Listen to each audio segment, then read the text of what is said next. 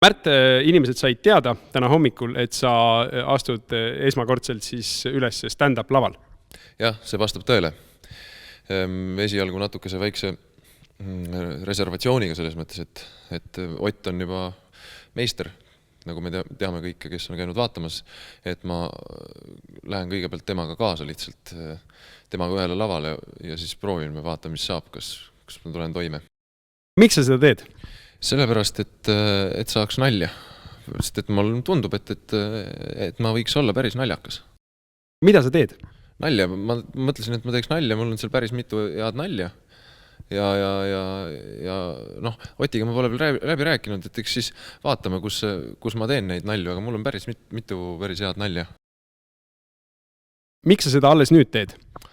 Ma päris üksi nagu ei ole julgenud teha seda, sest et mul ei ole nii palju neid nalju ka ei ole. Mul on mõned head naljad, ma tahaks neid ära teha. Ja siis Otiga kaasa selles mõttes on lihtsam, et Ott nagu teeb otsast lõpuni, siis ma teen vahepeal oma naljad ära. Mida stand-up, räägi natuke, mis see sinu jaoks tähendab üldse stand-up komöödia stand-up? See tähendab seda, et on räme stress kõigepealt, et sa kohutavalt põed ja lased püksid täis ja siis lähed laval ja suurema tõenäosusega sa kõrbed kui see, et sa õnnestud.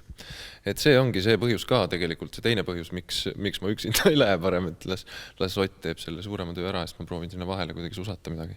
Aga sa Otiga tervet turneed ei oleks tahtnud kohe algusest peale kaasa teha? Ei. Miks Märt tuleb? Kui Märt tuleb, siis lisandub sellele veel üks väärtus ja see väärtus on üks suur kõver kongus nina.